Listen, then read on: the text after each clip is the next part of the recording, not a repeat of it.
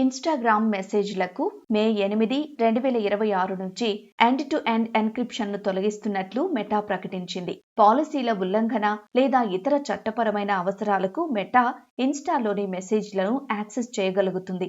సింపుల్గా చెప్పాలంటే ఇన్స్టా మెసేజ్లు ఇక ఎంత మాత్రం ప్రైవేట్ కాదు. మెటా మీ మెసేజ్లను చదవగలుగుతుంది.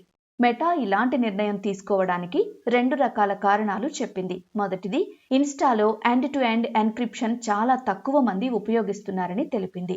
రెండో కారణం, టీనేజర్లు, పిల్లల ఆన్లైన్ భద్రతపై పనిచేస్తున్న ప్రభుత్వ సంస్థలకు ఎన్క్రిప్టెడ్ చాట్ల వల్ల చట్టవిరుద్ధమైన కార్యకలాపాలను గుర్తించడం కష్టమవుతోందని, అందుకే ఈ నిర్ణయం తీసుకున్నట్లు వివరించింది. మరి ఇలాంటి సమయంలో యూజర్లు ఎలాంటి జాగ్రత్తలు తీసుకోవాలి?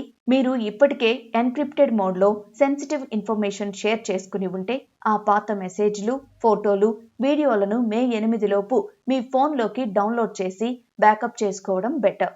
సెన్సిటివ్ విషయాలు, ఫైనాన్షియల్ విషయాలను ఇన్స్టా మెసేజ్లలో షేర్ చేసుకోకపోవడమే మంచిది.